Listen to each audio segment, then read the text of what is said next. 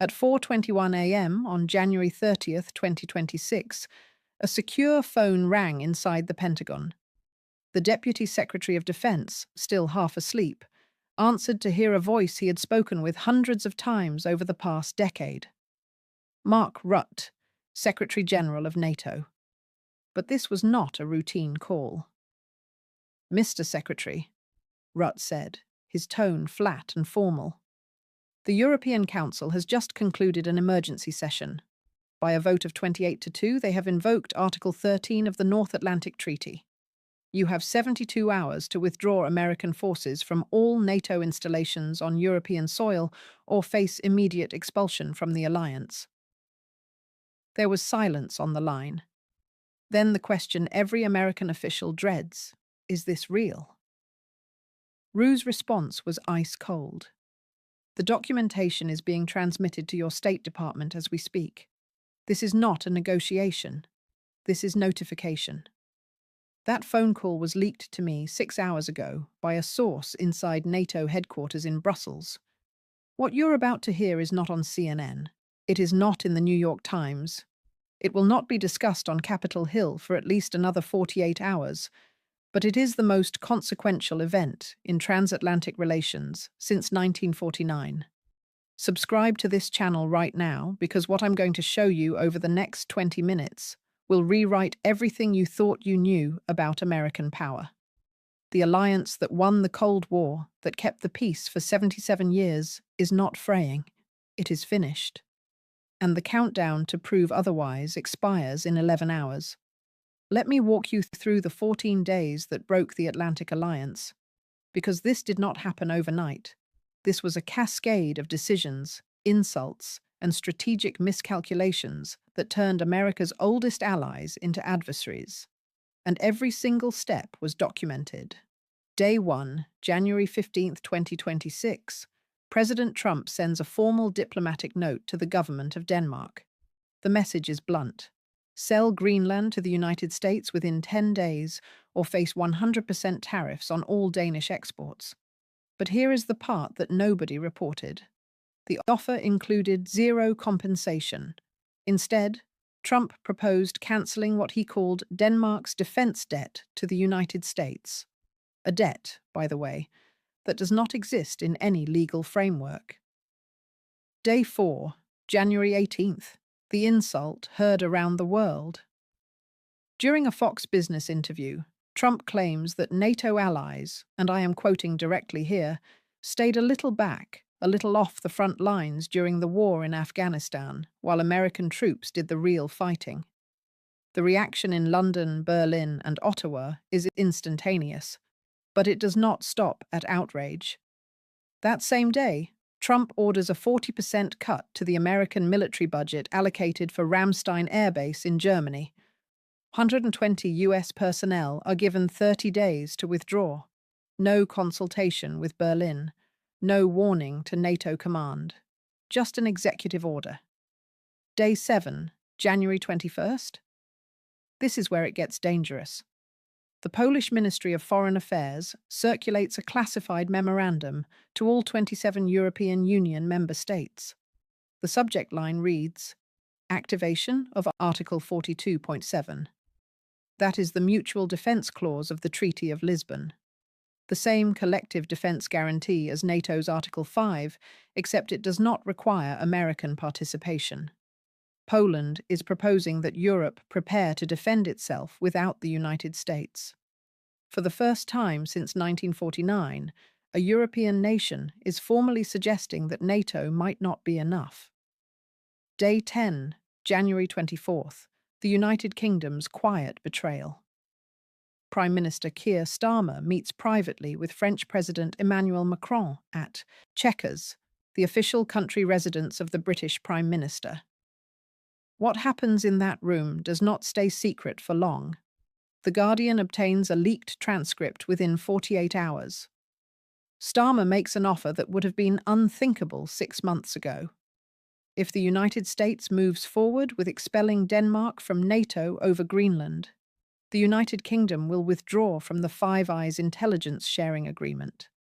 That is the alliance between the US, UK, Canada, Australia, and New Zealand that has existed since World War II. In exchange, Britain commits to joining what Macron calls the European Intelligence Union, sharing classified information with Brussels instead of Langley instead of the CIA. Day 14, January 28th, 10th Brew PM Brussels time. The emergency session of the North Atlantic Council convenes. 30 member states are represented. 29 delegations are present in the room. The United States is not invited. What happens over the next 4 hours will be studied in law schools and war colleges for the next century.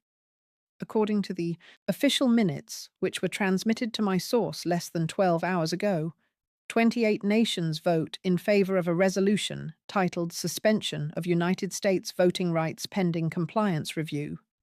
Only 2 vote against Turkey and Hungary.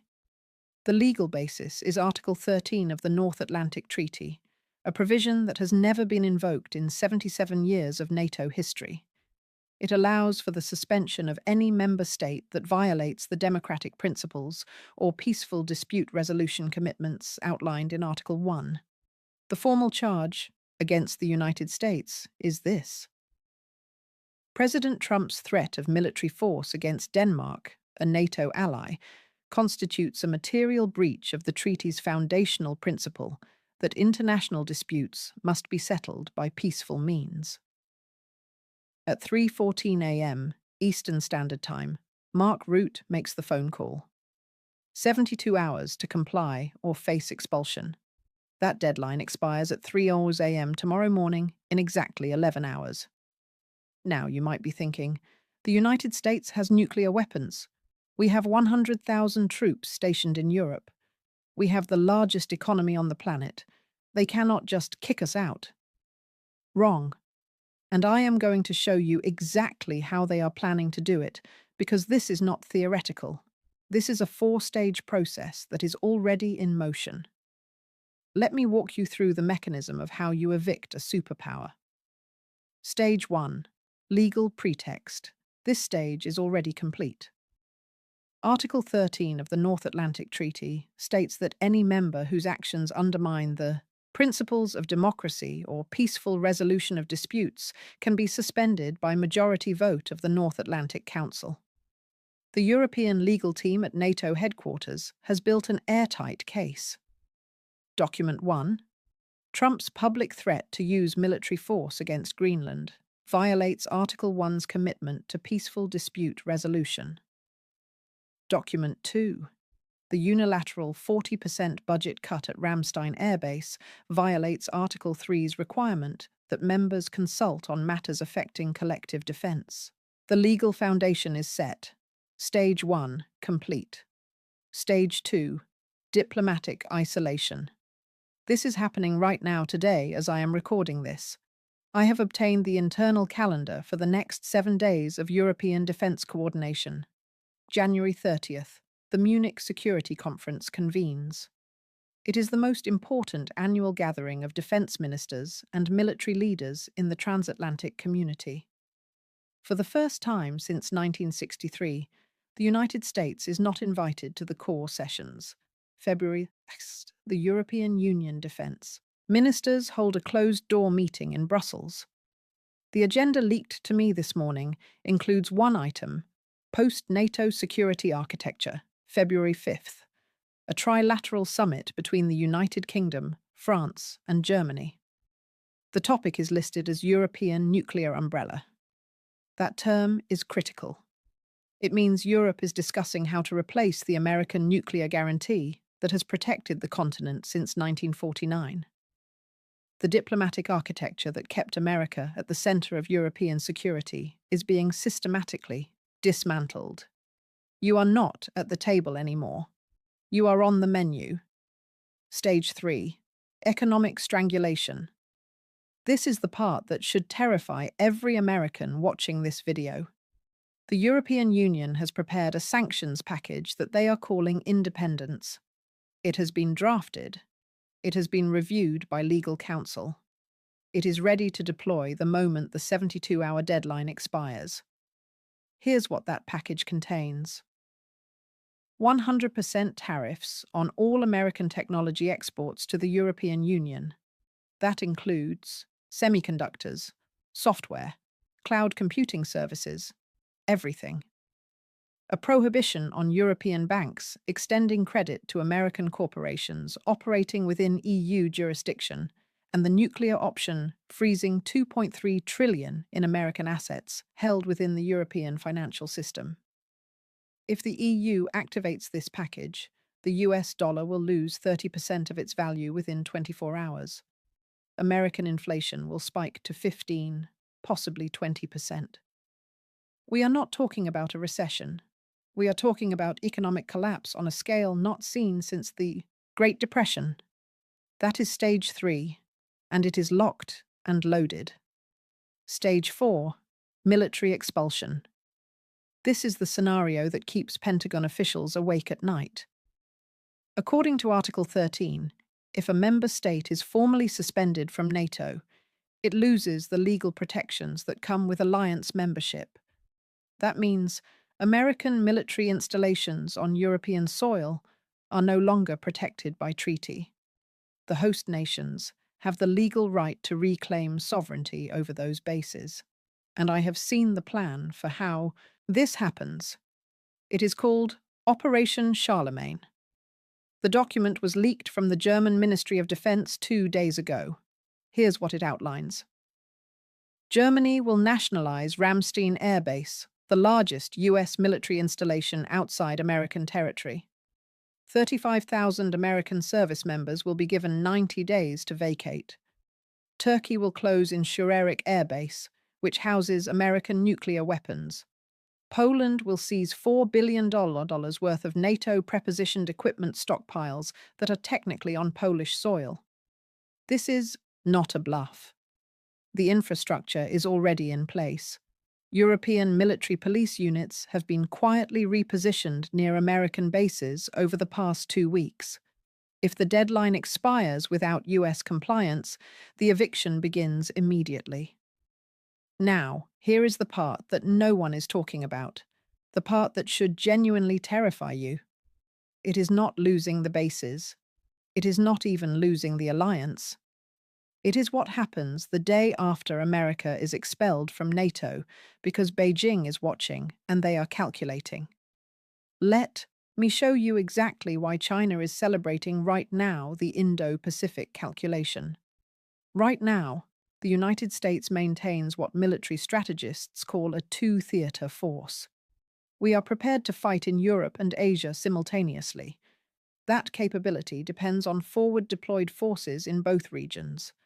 But if NATO collapses, if we lose access to European bases, we have to make a choice.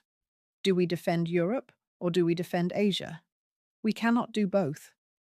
And here is the math that the Pentagon is running right now. If America is expelled from NATO, 60% of the US Navy currently stationed in the Atlantic and Mediterranean will have to redeploy to the Pacific to maintain credible deterrence against China. But that redeployment takes months, and during those months, the United States will be vulnerable in both theaters simultaneously. I have a document in front of me that was produced by the RAND Corporation last week. It was commissioned by the Department of Defense. The title is NATO Dissolution and Taiwan Contingency Timeline Analysis. The conclusion is devastating. If NATO collapses, the United States will not have sufficient naval and air assets to defend Taiwan from a Chinese invasion. The report estimates that China's window to act shrinks from 2030 to 2027. That is 3 years earlier than previous assessments. And there is more. The European Union-India trade agreement that was signed 6 days ago includes a clause that almost no one has analysed. Article 12 states that signatories remain neutral in conflicts, not directly affecting European territory. Read that again. Neutral. That means if China attacks Taiwan and the United States calls on its allies for support, the European Union will refuse. They will cite neutrality. Japan and South Korea, who depend on the US security umbrella, will panic. And Beijing knows this. They know that the collapse of NATO creates a 6-month window where America is strategically paralyzed, unable to protect Europe, unable to fully commit to Asia, and unable to rely on allies who have decided that neutrality is safer than partnership. But here is the checkmate move that no one saw coming: the nuclear umbrella question. Right now, Germany, Italy, the Netherlands, Belgium, and Turkey host American nuclear weapons on their soil under a NATO arrangement called nuclear sharing. If the United States is expelled from NATO, those 150 warheads have to leave Europe immediately. But Europe does not have its own nuclear deterrent. Only France and the United Kingdom possess independent nuclear arsenals. So what happens to countries like Germany and Poland, who have relied on American nuclear protection for 77 years? I obtained a leaked memo from the Elysee Palace, the official residence of the French president. It was dated January 26th, just 3 days ago. In it, President Miron proposes a French nuclear umbrella for all European Union member states. But there is a condition. Germany, Italy, and other nations must agree to fund 100% of France's nuclear weapons program going forward. The cost is estimated at €120 billion annually. Germany's response, delivered through back channels yesterday, was a flat refusal. Chancellor Schulz called the proposal fiscal blackmail. And that refusal creates a vacuum, a security gap. And who is perfectly positioned to exploit that gap? Russia. Do you see the domino effect here? America loses NATO. Europe loses its nuclear umbrella. Germany refuses to pay France. Eastern Europe panics. And Moscow, which has been waiting for exactly this moment, begins probing the Baltic states, Lithuania, Latvia, Estonia. Without American forces, without a credible nuclear deterrent, without Article 5, those countries are defenseless. This is not speculation. This is the war game scenario that NATO has been running in secret for the past 6 months. Now, the White House knows all of this. They have run the simulations. They have seen the projections. And their response is more terrifying than the crisis itself, because President Trump has 3 options on his desk right now, and every single one of them ends in catastrophe. Let me show you what those options are. Option 1, preemptive withdrawal, the screw you strategy. According to a source inside Mar-a-Lago, who has been in direct contact with the president's inner circle, Trump is seriously considering withdrawing the United States from NATO before he can be expelled. The logic, twisted as it sounds, is that he gets to control the narrative. He announces that America is leaving because Europe refuses to pay its fair share. He frames it as strength, not weakness. The executive's order is already drafted. It is sitting on his desk. He could sign it tonight. But here is what happens if he does. The US stock market collapses by 40% within 72 hours. The dollar loses half its value as global investors flee American assets. Inflation spikes to levels not seen since the Weimar Republic. We are talking about the worst economic crisis in American history. Worse than 2008. Worse than 1929. And it would be self-inflicted. Option 2. Economic warfare. The sanctions reverse. I have seen an internal Treasury Department memorandum dated January 27th. It outlines a retaliatory sanctions package that would impose 200% tariffs on all European Union goods entering the United States. It would freeze $800 billion in European assets held in American banks. And it would attempt to cut Europe off from the SWIFT financial transaction system, which the United States controls roughly 40% of. The goal is to make Europe hurt so badly that they beg for reconciliation. But there is a fatal flaw in this strategy. It only works if America is not isolated, if we still have allies who will join the sanctions regime, but China, India, and the ASEAN nations have all signed trade agreements with the European Union in the past 2 weeks. They are not going to side with Washington. They are going to side with Brussels, which means if Trump launches this economic war, the United States ends up sanctioning itself. American exporters lose access to the world's largest consumer market. European companies simply redirect their trade to Asia, and the American economy implodes while the rest of the world moves on without us. Option 3. Military standoff. The Fortress Europe scenario. This is the option that genuinely terrifies me. According to multiple sources inside the Pentagon, Trump is considering an order that would be unprecedented in modern history.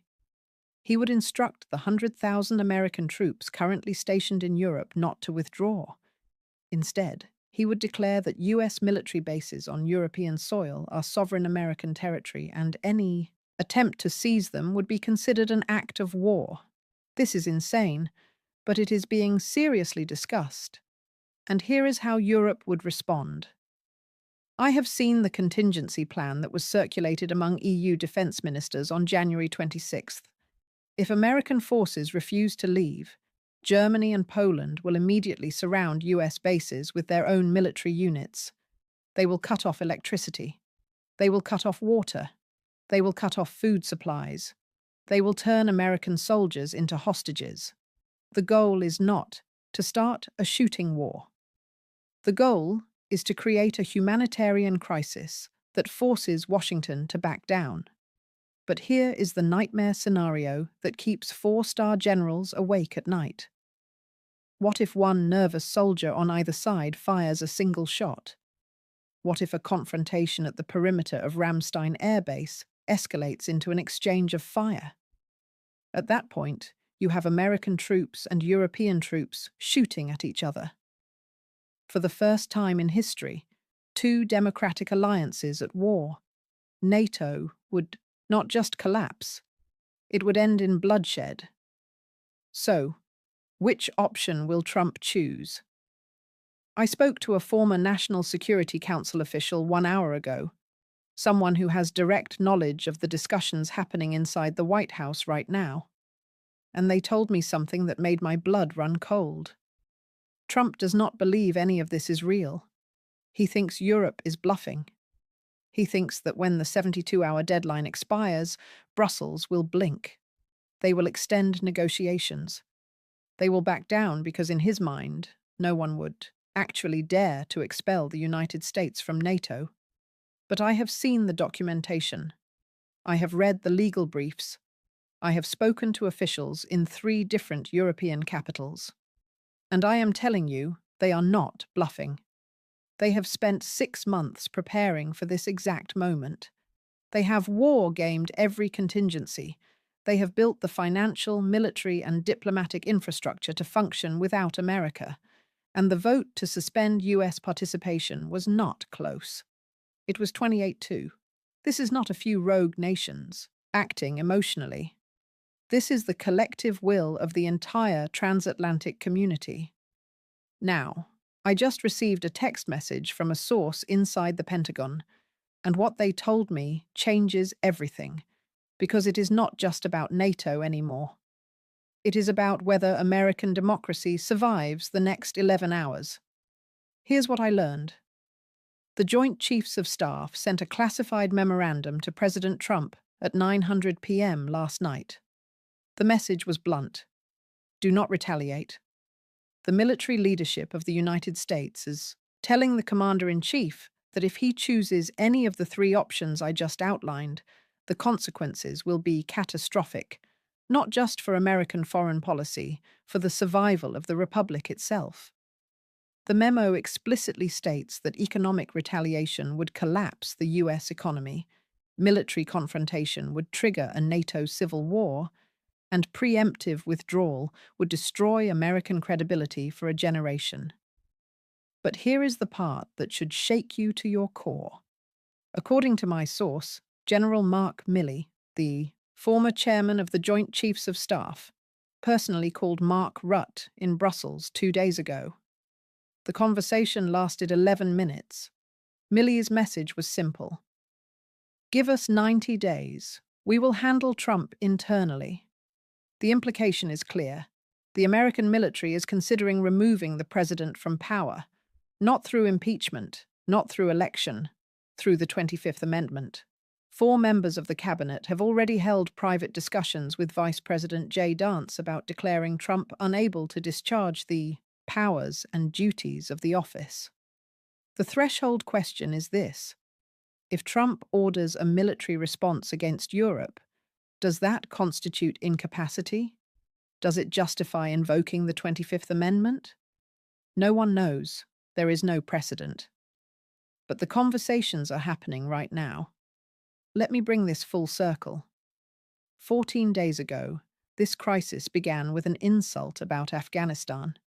It escalated with threats against Greenland. And now, 11 hours before the deadline, we are staring at the collapse of the Atlantic Alliance, the potential removal of an American president and a global power vacuum that China is prepared to fill immediately. So I am going to ask you directly, do you think the United States should remain in NATO at any cost? Or is Europe justified in expelling a president who threatens military force against allies? Or is the real answer that both sides are wrong and we are watching the end of the Western world as we know it? Drop your answer in the comments. I am reading every single one. Now, here is what you need to do right now. Subscribe to this channel immediately, because in 11 hours, everything could change, and I will be the first to bring you the breakdown. Hit the notification bell. I am going live at 3 a.m. Eastern Standard Time to cover the deadline in real time. You do not want to miss this. Share this video. Send it to everyone who thinks NATO is fine. They need to see what is really happening. The Atlantic is burning. The question is, will America burn with it? I will see you at 3 a.m.